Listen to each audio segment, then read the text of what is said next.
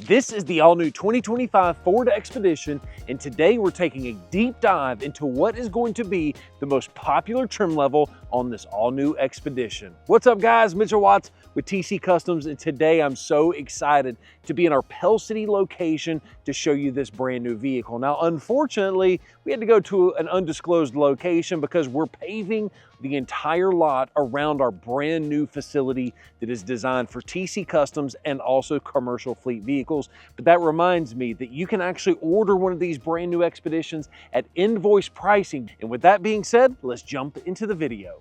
I've had the luxury of actually driving one of these all new Expeditions for about 3 or 4 days now, and I am thoroughly impressed with what I have come to see. All of the criticism that you see on the internet, it really goes away when you get a chance to experience this vehicle in person. And I'm gonna do my best to convey some of that information to you guys through this video. So the first thing you're gonna notice on the front end of the vehicle, it's a complete redesign. You've got a new hood, you've got new fenders, you've got an entirely new grille system, and you have an entirely new lower front bumper. It all goes together and looks pretty decent, especially for what is going to be your entry level. And speaking of entry level, let's talk about the different trim levels that you have available. For a fleet customer only, there is a new trim level called the XL. Once again, it's fleet customers only, so we're not going to be spending much time on that trim level in this video. But this is going to be the base model trim level. It's now the active. Above the active trim level, you also have the trimmer, you also have a platinum and a king ranch. And so there's a lot of different flexibility in those different trim levels. And by the way, if you want videos on those, you need to let me know by hitting that like button. And if this video gets enough likes, we'll make sure that we cover those other trim levels for you as well. But one thing that I do love about the front end of this vehicle is how nice and sleek it looks. It definitely takes the Expedition into the current model year, and it looks decent on photos and in videos, but it looks even better in person. You got your traditional Ford logo, and you can kind of see everything that's going on here. But you'll notice you have your front camera that's located inside that front Ford logo, as well as your parking sensors up front. And one of the reasons is because this vehicle is smack loaded with technology. Even though it's the basic version of the trim level, you'll be shocked in this video to find out all the technology this vehicle has for you. Now, there's a couple of different PEP codes. A PEP code is an option group, meaning that you have a 200 equipment group and a 202A equipment group. The 200A equipment group, I don't think very many people are going to order that specific trim level or that PEP code because it just really is not that good of a value for what you're getting. But when you step up to a vehicle like this one with the 202A, you'll be shocked at the number of things that it comes with. Starting off with this, the 20-inch wheels wrapped with a set of Goodyear tires. Now these are Territory HT tires. They're 275 60R20, and the wheels, they're not that bad. They don't look so bad. It's a funky little style, I will say that, but I've seen better looking wheels, but I'm just glad that you're not getting a set of 17s or 18-inch tiny little wheels. At least you got a pretty decent tire to go on there as well. On the side of the vehicle, you'll notice a lot stays the same because, quite frankly, the underpinnings of the vehicle, the architecture of the vehicle has not changed much. But you'll notice there was a bunch done to the front end, and you've got a lot coming in the rear end. I'm going to show you in just a second.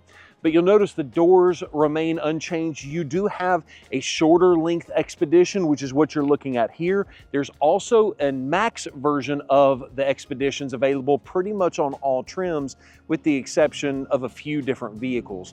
Now, you'll also notice that there is a change to the belt line right here, that this little hump right here, for some reason, it really does do a pretty decent amount of change for the rear end of the vehicle, or at least I think it looks a whole lot nicer. It's something that I noticed pretty quickly and early on. You also notice you also have an updated version of the roof rack, and what's so cool about this roof rack is the way that it was designed is that you actually can't see daylight above it. What do I mean by that?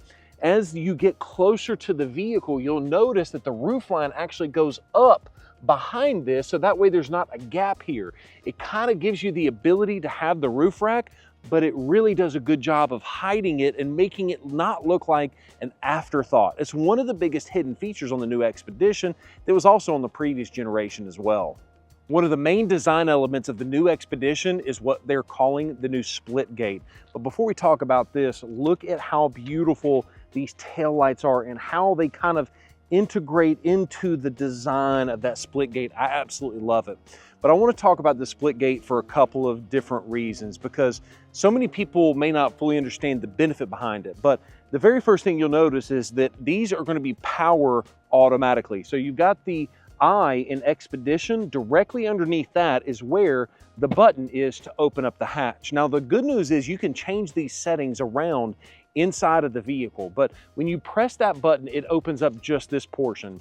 And then you have the ability to hit that button and it drops down the tailgate portion of the split gate. What's nice about that is if you live on a steep hill, you don't have to worry about all your groceries just rolling out of the vehicle every time you open up the back of the vehicle. But let's say that you wanted to open up both of them all at the same time. By the way, I hit both of those buttons. You could have just hit that top button and it would have shut completely. But I've got the keypad programmed so that way when I double tap here, it not only opens up the top, but it also opens up the bottom. And so there's some flexibility on how you do that. And once again, just tap this button right here and it closes both of them all together. So you don't have to press multiple buttons unless you just want to for some weird reason. But I love this new split gate system. And this right here, I think has got a lot of practical applications, because what people don't realize, I know I've opened this thing like 8 times now, but you don't realize this, you can actually customize it even from back here. Let's say that I've got the vehicle parked in my garage and it's a kind of a lower garage. You don't want this lift gate to actually damage itself by smacking into the garage door. Well, you can actually bring it down to where you want it, and then you can click and hold the lock icon. And once you hear that audible tone, now every time that you open that lift gate, it's going to open it to that specific specification. So that way you don't have to worry about the vehicle actually damaging itself when it opens up.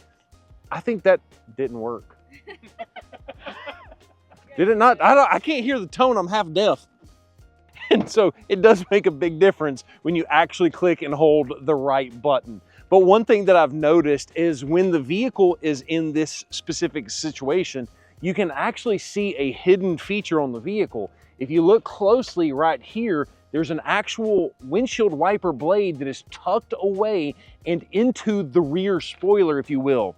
When the vehicle is actually closed, when the hatch is actually closed, you can't even see it. And that is really, really nice that you have the windshield wiper, but you don't have a big ugly thing hanging down and in your view. Ford really thought that thing through. I'm so excited to show you all of this technology on the inside of the vehicle, but before we do that, I want to show you the key situation. So as I mentioned to you earlier, you do have a traditional key fob, and you also happen to have intelligent access on all 4 doors. So the idea there is if the key is on this side of the vehicle and someone sticks their hand in the door, the whole vehicle unlocks. And take a look at the mirror. When you unlock the vehicle, the mirror also folds open. And then when you tap the top of the actual switch, it locks the vehicle and those mirrors fold in, making it easier to scooch out of a parking spot. I think this is really well thought through. But what's even more crazy, this is on the base model. That's why I think this is going to be one of the most revolutionary trim levels of the new Ford Expedition. Now let me show you what I'm talking about with this interior technology. All right, so the very first thing I want to discuss is this. It's not technology, but how wild is it that we have a twin panel moonroof in the basic trim level of the new Ford Expedition. And by twin panel, I do mean twin panels. And if I wanted to open it all the way up, it does that as well. So it's really nice to get extra lighting back here, to get some extra air. If you're in a midlife crisis and you don't necessarily need a full convertible, you still have that as well. But it is really, really nice. But a couple of things that I see on the internet is, the very first thing is, this steering wheel is so stupid, it's like the Tesla yoke. I have no issues with the Tesla. In fact, I think it's kind of a neat design, but this is a much better version because the yoke really just has 2 handles on either side. This one is a steering wheel still. It's just not round. And the reason is because this is a flat top, flat bottom. You have more room for your legs down underneath, but the main reason is this is one of the very few vehicles on the market where your instrument cluster is actually above the steering wheel. You're not looking through the steering wheel to see that. And so it actually makes a lot of sense. But one of the most controversial things that people don't even know about yet is how do you adjust the steering wheel in, out, up, down? Well, you do that with these little D-pads, just like you're a gamer or whatever, or an iPad. It's just like that, except for there's no actual screen over here. But when you move your finger around on this one, you actually are controlling a button up here on the instrument cluster.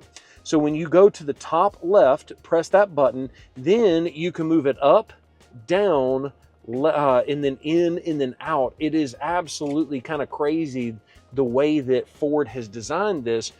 And I'll say that when I first got in this, I'm like, this is the most confusing thing I have ever used. And so if you're a little bit older or not tech savvy, it's going to take some getting used to, but that's why we're going to be creating this video that goes over this in full tutorial type of content for you. But the other thing is that I've noticed it, and as I've been driving it for the past few days, you kind of get used to everything. That, hey, you know what? If I want to turn up the radio, I know that I just need to press this button and the radio is going to go up or radio goes down. I know that this is my cruise control, that speed up, that speed down. The more you drive it, you don't look at this when you're driving anyways. Most of the time when you have a vehicle that's yours, you know where all these buttons are laid out. There's no difference here. But the benefit that Ford is giving you is with over-the-air updates, if they want to change the functionality of some of these D-pads, you can do that. There's a couple of other downsides that I've seen in the comments, and that there's other manufacturers that have tried to pull something similar to this off, and it turned into a disaster. I don't think Ford will do that in this situation because they have too much to lose. This brand new technology, I would argue, is going to be trickling itself into all of the different vehicles. You know, it first came out on some of the Lincoln vehicles where it was the same exact setup, but a bigger screen all the way across. And then the Ford Expedition gets this. It would not shock me if the new F-150 and the new Super Duty get something similar to this in the very, very near future. So Ford can't afford to miss with this technology, and I don't think that they will, because once again, a couple days in, I'm absolutely loving it so far. But in addition to that, you have this system set up down here. This is an Android-based infotainment system, which is really nice because you still have your Android Auto, Apple CarPlay, whatever it is that you want, it's built in. And by the way, everything that I'm talking about with these two screens comes standard on every single Ford Expedition that is not a fleet vehicle. The other thing that you'll notice is that they all come with the 360-degree camera, but this is a new and improved version of the 360-degree camera. When you hit the plus icon here, oh, I'm about to curb this wheel, hashtag my wife, you can actually zoom in to that specific wheel and see, oh, nope, I'm not gonna curb it, I think I'm gonna be okay, and then I can zoom back out. This thing is really, really nice. It's another level of technology. The other thing that I wanna show you is something that is not brand new to the entire industry, but it is brand new to Ford. That, let's say you're driving down the interstate and you're just cruising along and you want to get over, you can actually hit your blinker and there you go. There's your blind spot right there in your line of sight, so you don't have to take your eyes off the road to see there's nobody there. But if that wasn't good enough, you still have your blind spot information system, which will have a nice bright amber light in the rear view mirror, just in case you didn't see the on-screen. And if you want to go the other direction, guess what? That works as well, but our cameraman is blocking that view for you. So I apologize about that, but it is really, really nice to see that. Now, the next thing I want to point out to you is this right here. This little black thing is going to be a sensor that is actually looking at your eyeballs. It's the same thing that you're going to find on your iPhone. The same scanner that uses Face ID and that's able to see through my sunglasses is the same technology that's in here that can see through my glasses or through my sunglasses to make sure that I'm paying attention to the road. Why is that so important? Because this vehicle is equipped with the latest and greatest version of Ford's Bluecruise software. I believe this one is 1.4, and what that basically means is the vehicle, when you're on a certain section of divided road, and by the way, there's like some crazy amount of roads out there that qualify for this, but basically every single one of those roads, when you get on them, you turn your cruise control on and it's hands-free. It's hands and feet free driving, which is absolutely incredible. But let's say there's a slow vehicle in front of you. You have to just hit your stalk for your blinker, and the vehicle automatically change lanes for you. And it is significantly better than the previous versions of the Ford Bluecruise. You've got even more time that is available, more roads that are available with the hands-free setup, and it's absolutely incredible. Now the downside, and you don't need to be driving this way anyways, but if you drive like this, or if you drive like this, and your hand is blocking that sensor, it can't see your eyeballs, it will not drive for you. So if you drive, you need to make sure that the sensors can still see your eyes if you want to continue using that Bluecruise system. Just kind of something you need to pay attention to. Bringing your eyeballs back to the infotainment system for a quick second, you have a couple of different things. Notice that your air conditioning buttons are going to be located on screen. This is just like the Ford Explorer, where you can adjust it here, or if you wanted to precisely move it faster, you can do that just like that. Now, it's a little hotter out, so I'm going to do that to 69. You also have heated seats over here, or you can set them to automatic, so that way it'll automatically turn on when it's cold outside, or it automatically won't. Now, if you want to get the cooled seats, that's an option, but you're going to have to step up to the Platinum trim level to actually get the cooled seats, or the Platinum Ultimate package if you want to get the massaging seats. Those videos are coming for you a little bit later because it gets kind of crazy on those higher trim levels. So anyways, you can also adjust your fan speed if you want to by how fast do you want the air conditioner to blow while you're driving the vehicle. Now, obviously, I'm going to turn that back down just for the purposes of this video, but you can also set it to automatic. I want it to set to exactly 70, automatic, everybody's good. But you might be asking yourself, what about the rear occupants? Now, there are going to be some controls back here. We're going to show that to you in a second, but you can also lock them out of the backseat air conditioner. So if your kids are fighting over, I want it to be hot, I want it to be cold, you can lock it out to where the only people that can change it is up here. It's kind of nice. And if you wanted to, you can adjust it to exactly where you want to, get that fan speed exactly where you want to, and everybody's happy. You can toggle between the two. The thing that I'm noticing with this new software is it is significantly more snappy than, oh, I do not want it on max defrost. I'm going to smoke myself out of here. But one thing that I've noticed with this system, it's significantly more snappy than anything Ford has put out in the past. Don't know exactly why that is, but it feels good. And you can also play games on this system. You can connect an Xbox controller and play Asphalt, the game, off of this thing. It's absolutely insane. You can even watch your favorite YouTuber right there on the screen. All right, so enough on this technology. Let's take a look at some other very, very cool things on the inside of the vehicle. So because this is the 202A equipment group, you get one of my favorite features of the new Expedition. Bro, take a look at this. So now if I wanted to pretend this is like a big bag or something valuable, now it's out of sight, out of mind. And the other part is if the vehicle's not running, you cannot slide this thing open for security purposes. You have to have the vehicle running to get that to open. And the other part is this is not just some cheap little piece of plastic. There's metal tracks in here that are designed to be difficult to pop off, you know, in case you have somebody who's trying to bust this thing open. And so it is really, really nice. And you also notice that this sliding portion actually slides underneath the dash. So there's really no easy way to get this thing open outside of just hitting your button. But there's also another side benefit to that. Take a look at this.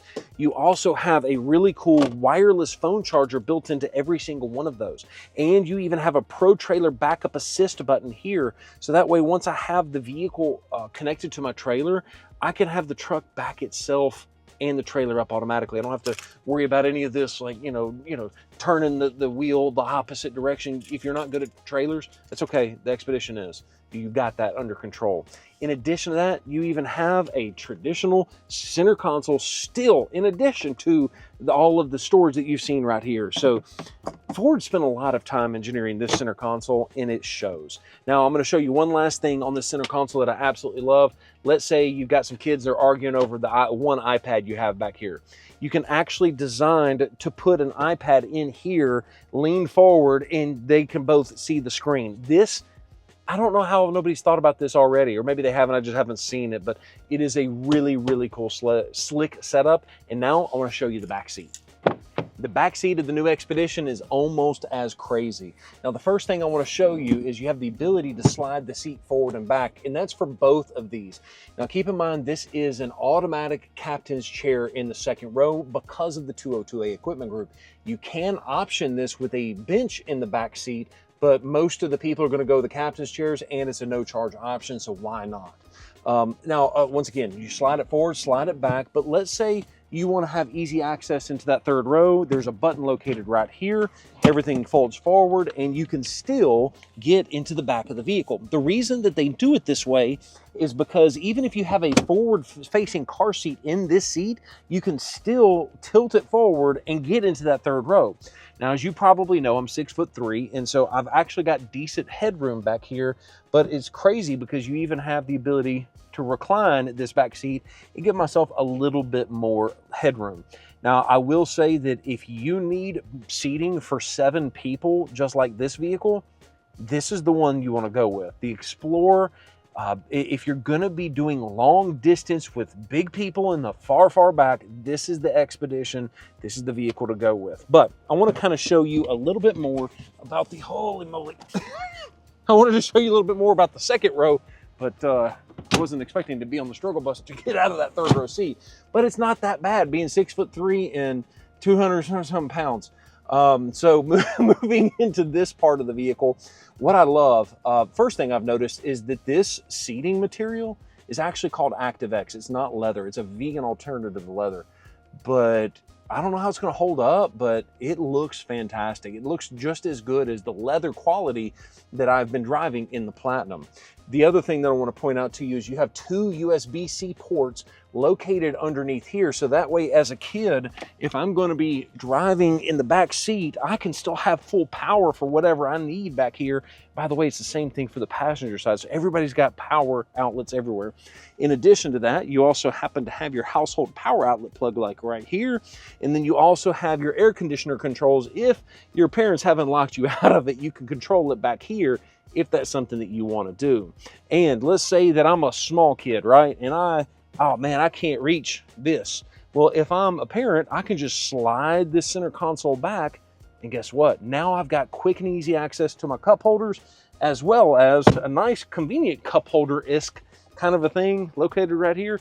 You can put more than just cups in there and drinks in there, but you also have another cup holder with a big old bottle holder right here. That's the reason this big area is open, is so where you can put a nice big tall bottle back there if you wanted to. The last pieces of the interior are actually located out back of the hatch. So here we are to open up the hatch one more time and take a look at this. You have obviously a little bit of cargo space. You get a lot more if you go with the extended length, the max version of the Expedition. But take a look at this. You have a power folding third row seat in the Expedition. It's power up and power down. This is insanity to me for a base model. But in addition to that, you also happen to have your power outlets located in the back. Not only do you have a household outlet, but you have the 12 volt plus even more USB-Cs. Ford has really thought this thing through when it comes to ergonomics and driving this thing long term. And you also happen to have a cargo management system that is optional. This one is not featured with it, but if it had it, you can actually tilt this thing up, use it as a table or a seat back if you're going to be tailgating out of your brand new Expedition. So that brings me to another fun thing that is just a little bit of a note for you guys if you're interested in the Expedition. So the previous generations of the Ford Expedition had a nice finished off rear bumper. What you'll notice with this one for the first time in I don't even know how long is you have an exposed trailer hitch right out of the gate. There is no plastic covering on that, and that's actually a good thing in my opinion. I cannot tell you how many of the previous Expeditions we've sold where the people are like, I ain't buying that one because it doesn't have a hitch. What they didn't realize, it was hidden behind a plastic cover, but no more. You've also got your plugs right here for your pig's ear, your 7 and your 4-pin wiring harness. This thing is really set up to tow, whether you're doing a 4-wheel drive or a 2-wheel drive. And speaking of powertrain, let's take a look underneath the hood and see what you've got. So, actually, before we do that, take a look at this. Ford Motor Company, thank you so much for giving us a brand new Ford Expedition and not cutting one of the most valuable options, which is the keyless entry keypad. Y'all know, if you watch our videos, I've been griping about that ever since they took it out of the F-150 and the 250. So now let's take a look underneath the hood, and what do we have? We have a 3.5 liter V6 EcoBoost, which means that it is a twin turbo setup. Twin turbskis, tried and true motor. It's been fantastic. My wife has got one in her Ford Expedition. Now there is going to be two versions of the 3.5 EcoBoost available. You have this one, which is going to be found in like 90% of all of the new Ford Expeditions, but you do have a high output version that's going to be found in vehicles like the Trimmer, and then also the Stealth, I can't talk, the Stealth Performance package is also going to get the high output version. But other than that, all of these are going to be coming standard with your 3.5 EcoBoost. Thank you so much for watching this video. If you haven't already done so, make sure you call our location in Pell City, Alabama, or also our Bessemer location to order your brand new Ford Expedition today. The phone number is right there on the screen. Thank you so much for watching this video, and have a great day. Peace.